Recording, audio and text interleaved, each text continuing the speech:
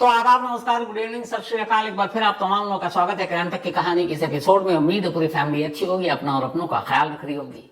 कल रात खुशी के मारे नींद नहीं आई, फिर सुबह एक बेचैनी सी थी कि जल्दी उठेंगे और एक और मैच देखना है, अफगानिस्तान और बांग्लादेश का। तो रात खुशी की शुरुआत हुई और सुबह दिन होते होते 11 बजते बजते उस खुशी को उसकी मंजिल मिली।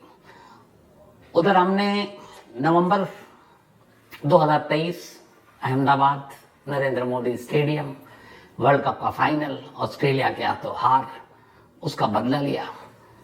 और वो एक ट्रेविस हेड जिसकी वजह से हम फाइनल हारे थे, और वही हेड फिर से कल से बैटिंग करके, और लग रहा था एक वक्त की मैच हाथ से निकल जाएगा, लेकिन इंडिया ने ऑस्ट्रेलिया को हराया। हालांकि इसको बदला नहीं कहेंगे क्योंकि वो फाइनल था, पर यह भी इंपॉर्टेंट मैच था। तो हम मैच जीते और कमाल हिटमैन हमारे रोहित शर्मा, क्या बैटिंग की कल, क्या छक्के मारे। एक तो छत पर जाकर गई और रवि शास्त्री कमेंट्री कर रहे थे, उन्होंने कहा आवाज आएगी इनकी छत पे जाने की, टक टक टक। तो पहला मैच इंडिया ने ऑस्ट्रेलिया को हराया। अब ऑस्ट्रेलिया के सामने ये था कि अफगानिस्तान अगर बांग्लादेश को हरा देती है तो ऑस्ट्रेलिया बाहर। तो ऑस्ट्रेलिया वाले दुआ मांग रहे थे कि बांग्लादेश जीत जाए, पूरी ऑस्ट्रेलिया बांग्लादेश के सपोर्ट में थी। लेकिन हम सारे हिंदुस्तानी भारतीय शुरू से अफगान को सपोर्ट करते हैं और हम सब चाहते थे कि अफगानिस्तान जीते। और सुबह क्या मैच हुआ। इंडिया ने 119 न्यूयॉर्क में उस मैच को डिफेंड किया था पाकिस्तान के खिलाफ, तो शायद अफगानिस्तान को भी यकीन था कि 115-16 भी हम डिफेंड कर सकते हैं, और वही हुआ।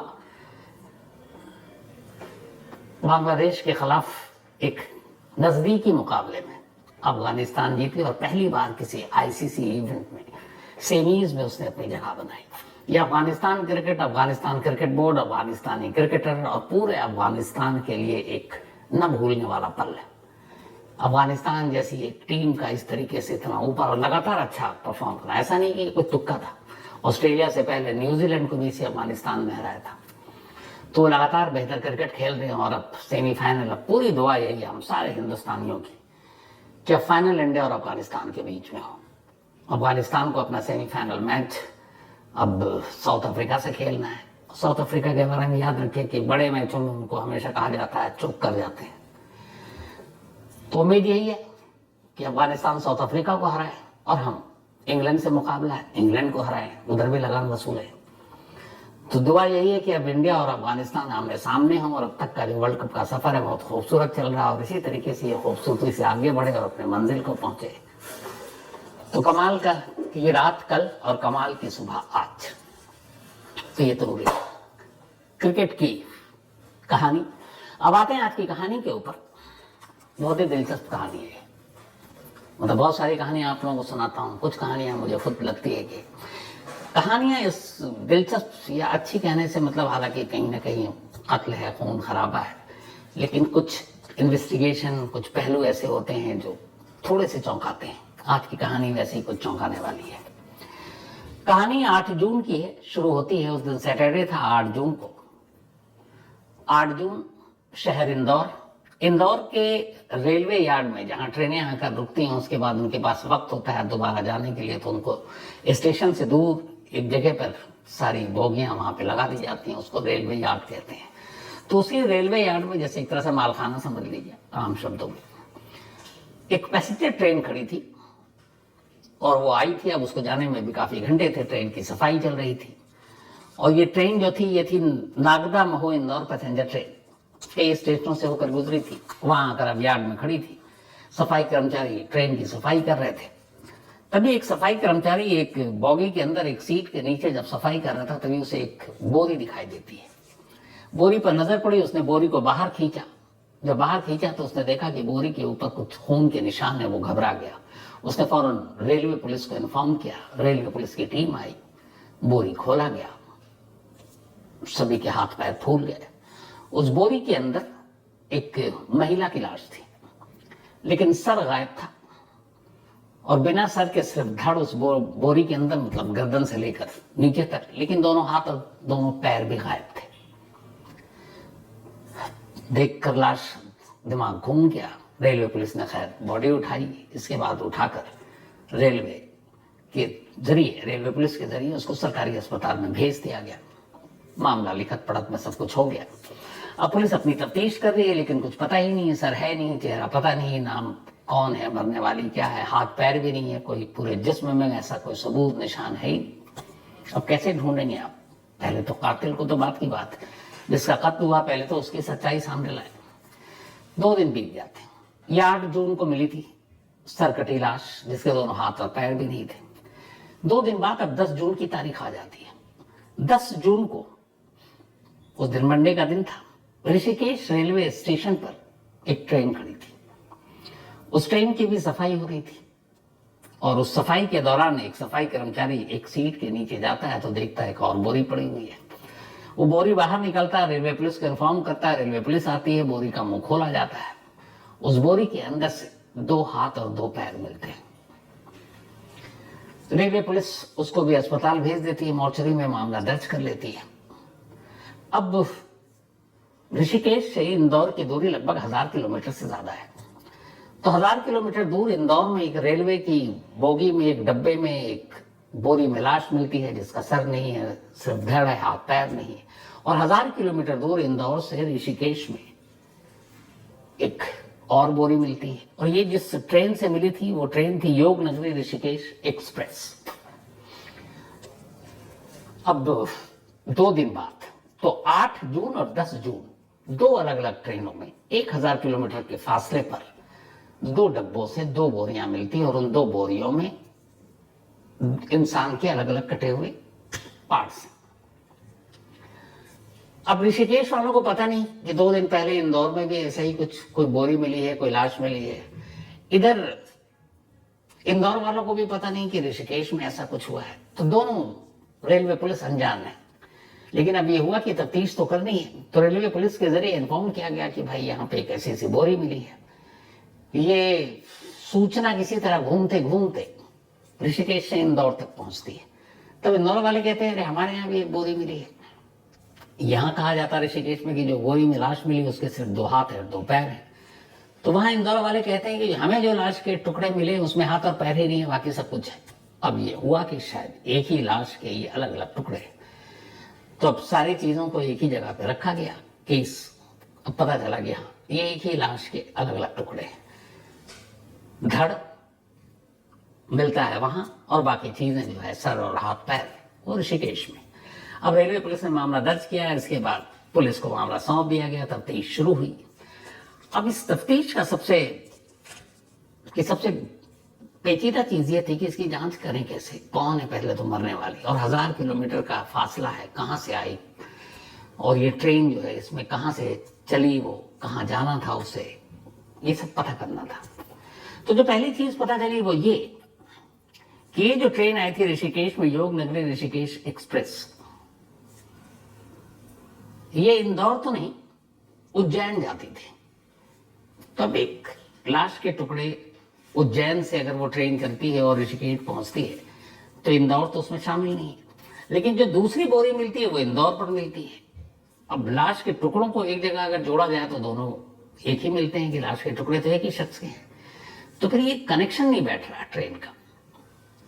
तो खैर जब इंदौर वाले जो बॉगी मिली थी, बॉगी के अंदर से लाश, नागदा महू इंदौर पैसेंजर ट्रेन, जब उसकी निकाली गई कि ये कहां से कहां चलती है, इसका ओरिजिन क्या है, कहां तक जाती है, तो पता चलता है कि ये ट्रेन भी उज्जैन से होकर गुजरती है। तो पहला कनेक्शन ये हुआ कि जो ऋषिकेश वाली ट्रेन थी वो भी उज्जैन जाती है, और दूसरा ये कि जो इंदौर में जिस ट्रेन में ये लाश मिली वो ट्रेन भी उज्जैन होकर गुजरती है।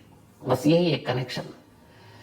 अब इस कनेक्शन के सहारे पुलिस को मामले की तफ्तीश करनी थी। पुलिस ने अपनी तफ्तीश शुरू की। ध्यान से देखा गया तो उस लाश के हाथ पर एक टैटू बना हुआ था। टैटू क्या, उस पर 2 नाम लिखे हुए थे। नाम थे मीराबेन और गोपाल भाई। एक हाथ पर ये टैटू नाम था। अब ये नाम किसका हो सकता है? हो सकता है जो महिला थी उसका और उसके पति का नाम हो। ये सारी चीजें पुलिस वाले डिस्कस कर रहे हैं। लेकिन करेक्शन जोड़ रहा है उज्जैन से, तो क्या उज्जैन के आसपास की ये महिला है? ये भी तफ्तीश चल रही है। तभी कुछ पुलिस वालों ने बताया, जो वहीं एमपी के पुलिस वाले थे, कि साहब हमारे उज्जैन के आसपास के कुछ इलाकों में ऐसी एक प्रथा है कुछ जातियों में जहां महिलाएं अपने हाथ पर अपने भाई का नाम गुदवाती हैं अपने साथ, पति पत्नी का नहीं। तो ये हुआ कि अच्छा पता किया जाए कि भाई ऐसा कौन सा इलाका है जहां पर ये प्रथा है, ये रस्म है कि वहां की महिलाएं अपने हाथ पर अपने भाई का नाम गुदवाती हैं। तो अब इसका मतलब ये हुआ कि जो मीरा बेन है ये मरने वाली महिला का नाम है और जो गोपाल भाई लिखा हुआ है इसका मतलब वो उसका भाई होगा। अब पुलिस ने उन बस्तियों को की तलाश शुरू कर दी और ये जो एग्जैक्ट इलाका था ये मध्य प्रदेश और गुजरात के बॉर्डर पर है, जहां की कुछ बस्तियों में ये चलन था कि वो हाथ पे इस तरह से अपने भाई का नाम गुदवाती हैं हर महिलाएं, लड़कियां। तो पुलिस की टीम उस बॉर्डर के पास पहुंचती है, वहां जाकर उस इलाके में अलग अलग घरों में पूछताछ होती है। ये पूछा जाता है कि भाई कोई यहाँ से मिसिंग तो नहीं है, गायब तो नहीं है। काफी कोशिश के बाद आखिरकार पुलिस को कामयाबी मिलती है। एक शख्स सामने आता है और वो बताता है कि उसकी जो वाइफ है वो पिछले कुछ वक्त से गायब है और उसने बताया कि 6 जून को उसकी वाइफ से उसका झगड़ा हुआ। झगड़े के बाद बीवी गुस्से में घर से निकल गई, उसे लगा लौट आएगी, वो आई नहीं। तो फिर उसने उसे इधर उधर ढूंढा, जब नहीं आई तो 7 जून को उसने पुलिस में उसकी गुमशुदगी की रिपोर्ट लिखा दी। इधर 8 जून को पहली बार लाश के टुकड़े इंदौर में मिलते हैं और 10 जून को ऋषिकेश में। वो 7 जून को रिपोर्ट लिखाता है, माने इसके 3 दिन के बाद सब कुछ होता है। अब उस बंदे से कम मरने वाले की शिनाख्त हो गई कि चलो ये एक मीरा बेन है जो इस MP और गुजरात बॉर्डर पर रहती है, शादीशुदा है, उसका पति है। पुलिस ने उससे पूछताछ की तो पता चला कि नहीं, पुलिस उसकी गुमशुदगी के बाद से लगातार गांव में है, वो कहीं गया नहीं, ना उसका रेलवे स्टेशन ट्रेन इनसे कोई लेना देना नहीं। तो फिर ये लाश के टुकड़े 2 अलग अलग शहरों में कैसे पहुंचे? अब पुलिस इसकी तफ्तीश शुरू करती है। ले देकर फिर जो इस केस की कड़ी को जोड़ रहा है वो एक ही पॉइंट है और वो है उज्जैन। क्योंकि ये दोनों ट्रेनें, जिन ट्रेन की 2 बोगियों से ये लाश के 2 अलग अलग बोरियों में टुकड़े मिले, उन दोनों का कनेक्शन उज्जैन से था, क्योंकि उज्जैन से होकर ये ट्रेन गुजरती थी। तो पुलिस ने कहा कि चलो उज्जैन चलते हैं, उज्जैन में शायद कोई सबूत मिले। पुलिस की टीम उज्जैन पहुंचती है। अब पति के हिसाब से 6 जून को झगड़ा हुआ था, 6 जून को वो गुस्से में चली गई, उसने 7 जून को रिपोर्ट लिखाई। तो पुलिस 6 और 7 जून उज्जैन रेलवे स्टेशन और उसके इर्द गिर्द लगे हुए सारे CCTV कैमरे को खंगालती है। इत्तेफाक से 7 जून को उज्जैन रेलवे स्टेशन से बाहर निकलते हुए मीरा बेन दिखाई देती है, लेकिन मीरा बेन के साथ एक शख्स नजर आता है। अब उस रेलवे स्टेशन के बाहर के भी कुछ CCTV को खंगाला गया, लेकिन फिर कोई फायदा हुआ नहीं। रेलवे स्टेशन के अंदर से बाहर आते हुए एक जगह मीरा बेन कैद हो गई और उसके साथ एक शख्स। अब सवाल यह था यहां पर भी आके मामला दी एंड कि ये शख्स कौन है। अब पुलिस ने उस शख्स को जीरो इन किया, वहां के लोकल लोगों से, अपने मुखबिर से, सारे लोगों से पूछताछ शुरू हुई। जब सारे लोगों से पूछताछ शुरू हुई तो फिर उस शख्स का खुलासा हुआ। पता चला कि उस शख्स का नाम कमलेश पटेल है और वो वहीं पे कैटरिंग और इन सारी चीजों का काम करता है और उसी के साथ मीरा बेन बाहर निकलते हुए CCTV कैमरे में कैद है। अब कुछ लोगों की मदद से पुलिस कमलेश पटेल के घर पहुंचती है, उसको थाने ले जाती है, उससे पूछताछ करती है, लेकिन वो साफ इनकार कर देता है। कहता मैं तो इस महिला को जानता नहीं, वो मुझे रेलवे स्टेशन पर मिली थी, परेशान थी, मैंने उससे बात की, शहर के लिए अजनबी थी, उसको बाहर तक लाया और फिर मैं अपने घर आ गया और वो अपने घर चली गई, मुझे इसके आगे कोई जानकारी नहीं। अब यहाँ पर यह है कि पुलिस को उसके आगे का कोई ऐसा CCTV फुटेज नहीं मिल रहा जिसमें ये दोनों साथ दिखते हो। तो यहाँ पे मामला अब दी एंड हो रहा है, सब कुछ मिलने के बाद भी कुछ हासिल नहीं है। अब पुलिस परेशान, क्या करें? कमलेश पटेल का बयान जो है कि इसके बाप का कुछ तो पता नहीं है। अब पुलिस अंधेरे में तीर मार रही, क्या करें क्या करें। फिर भी पुलिस ने कहा कि चलो एक काम करते हैं, कमलेश पटेल के घर चलते हैं और उसके घर की तलाशी लेते हैं, शायद कुछ ऐसा सबूत मिल जाए कि वो महिला यानी कि मीरा बेन यहाँ आई थी, रुकी थी, कोई भी कोई सबूत ऐसा मिले। पुलिस की टीम कमलेश बेन के घर पहुंचती है, पूरे घर की तलाशी लेती है, कोई फायदा नहीं, कुछ नहीं मिला। पुलिस लौटने ही वाली थी, तभी एक महिला घर के बाहर बैठी थी। पुलिस ने उससे पूछा कि ये कौन है, तो कमलेश पटेल ने कहा कि ये मेरी वाइफ है। पुलिस ने उससे कुछ पूछताछ की वो इशारा कर रही है। असल में कमलेश की वाइफ एक मूक और बधिर, यानी न बोल सकती थी न सुन सकती थी, वो गूंगी थी। अब पुलिस को लगा कि अगर इस घर में कुछ हुआ है और 7 जून को जब स्टेशन से मीरा बहन बाहर आई है और साथ में कमलेश पटेल दिख रहा है और वो इस तरफ कहीं आई है, इसके घर तक आई है, तो एक ही विटनेस है और वो है कमलेश की अपनी पत्नी। लेकिन अफसोस वो गूंगी है। पुलिस को लगा आप किसी गूंगे से क्या पूछताछ क्या करें, वो लौट गए। लेकिन तभी उन्हीं में से, उस पुलिस टीम में से एक को ख्याल आया कि गूंगे लोग भी बोलते हैं और उनकी अपनी जुबान होती है, एक साइन लैंग्वेज होती है, इशारों में वो बातें करती हैं और उनको जो साइन लैंग्वेज को जानता पढ़ता समझता है वो सारी बातें समझ जाता है कि वो क्या बोल रही है। जैसे आप टीवी पे देखते होंगे दोपहर के टाइम में हर न्यूज चैनल पर एक मूक बधिर समाचार आता है, वो इन्हीं लोगों के लिए होता है, साइन लैंग्वेज, उसी के ऊपर न्यूज। तो उस अफसर को ख्याल आता है, वो फौरन कहता है कि जरा आप ढूंढो उज्जैन में या इंदौर में आसपास ऐसे एक्सपर्ट्स जो साइन लैंग्वेज जानते हो और इन गूंगे बहरे लोगों से बातचीत कर सकते हो। इत्तेफाक से एक ऑर्गेनाइजेशन में से कुछ लोग थे जो सोशल वर्क करते थे, उनमें से एक ने खुद आगे आकर पहल की और कहा कि मैं आपकी मदद करूं। अब पुलिस उसे लेकर कमलेश पटेल के घर जाती है, उसकी वाइफ से फिर से पूछताछ होती है। लेकिन इस बार पुलिस पूछताछ नहीं कर रही थी। पुलिस ने सारे सवाल उस एक्सपर्ट को दिया जो साइन लैंग्वेज जानता था, और वही पुलिस के सवाल वो साइन लैंग्वेज वाला एक्सपर्ट कमलेश की बीवी से पूछ रहा है। वो थोड़ी देर तक पूछता रहा, वो इशारों में बताते रहे, पुलिस वाले सुनते रहे खामोश। करीब 10-15 मिनट बीत गया। जो साइन लैंग्वेज का एक्सपर्ट आया था, जैसे ही बातचीत खत्म होती है वो पसीने पसीने था और अभी तक पुलिस को यह समझ में नहीं आ रहा था कि वो बता क्या रही है। अब बारी थी उस साइन लैंग्वेज के एक्सपर्ट को पुलिस को समझाने की। कमलेश पटेल की बीवी ने जो एक गूंगी थी और जो कुछ कहा उसने, अब वो एक्सपर्ट पुलिस को बता रहा था। और वो कहानी ये थी कि 7 जून की रात कमलेश एक औरत के साथ घर आया था। घर आने के बाद उसने उसे खाना दिया, मैंने खाना बनाया, फिर उसने उसे शायद कुछ खाने की इसमें कुछ दवा दे दी थी। उसके बाद वो सो गई, फिर मैं सो गई। इसके बाद मुझे पता नहीं, सुबह उठी तो मैं बाहर चली गई। उसके बाद वो अपना कुछ काम करती थी। जब मैं लौट कर आई तो घर में कमलेश था और कमलेश कुछ कर रहा था। तो मैंने जब देखा ध्यान से तो देखा कि जो महिला कल आई थी घर, वो फर्श पर पड़ी है और वो तेजधार हथियार से उसके टुकड़े कर रहा है। तो मैं देखकर डर गई, चीख भी नहीं सकती थी और बताऊं कैसे किसी को। एक तो मैं डरी हुई भी थी, तो मैं खामोश वहीं बैठ गई, लगभग बेसुध हो चुकी थी, क्योंकि मेरे सामने एक इंसान की लाश के टुकड़े किए जा रहे हैं और वो मेरा पति कर रहा है। डर, बदहवासी, दहशत, वहशत और ऊपर से फिर ऐसा लगा कि मेरे शरीर में कोई जान ही नहीं। तो मैं एक जगह बैठ गई और वो मेरे सामने लाश के टुकड़े कर रहा था। थोड़ी देर के बाद वो बोरियां लेकर आया, उसमें लाश के उसने टुकड़े रखे और फिर घर से चला गया। जैसे ही ये साइन एक्सपर्ट ने पुलिस को बताया, पुलिस ने फौरन कमलेश पटेल को दबोच लिया। इसके बाद उससे आगे की कहानी पूछी, फिर उसने पूरी कहानी बताई।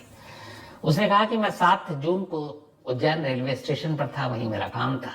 अचानक एक ट्रेन आई और उस ट्रेन में एक लेडी थी, वो उतर कर आई, परेशान थी, मुझसे कोई पता पूछ रही थी। मैं उसे बाहर लाया, मेरी नीयत खराब हो गई। मुझे पता था इस शहर में उसका कोई है नहीं, पति से झगड़ा करके आई है। तो मैं उसे अपने घर ले गया, उसको खाना खिलाया, फिर उसके खाने में नींद की दवा दी और जब वो बेहोशी के आलम में थी, मैंने उसके साथ जबरदस्ती करने की कोशिश की, लेकिन वो पूरी तरह बेहोश नहीं हुई थी। वो जाग गई और वो विरोध करने लगी, शोर मचाने लगी। मैं डर गया, मैंने उसका मुंह दाबा, फिर उसके बाद मैंने उसका गला दाबा, वो मर गई। फिर मैं डरा, फिर मैंने उसके लाश के टुकड़े करके सोचा निपटा दूं। तो मैंने लाश के टुकड़े किए, तब तक मेरी बीवी आ गई। लेकिन मुझे बीवी से इसलिए डर नहीं था कि न वो बोल सकती थी, ना सुन सकती थी, तो किसी को क्या बताएगी। और इससे पहले भी कई औरतों को लाकर घर में मैं उनके साथ जबरदस्ती कर चुका हूं और वो बदनामी के डर से किसी ने मुंह नहीं खोला।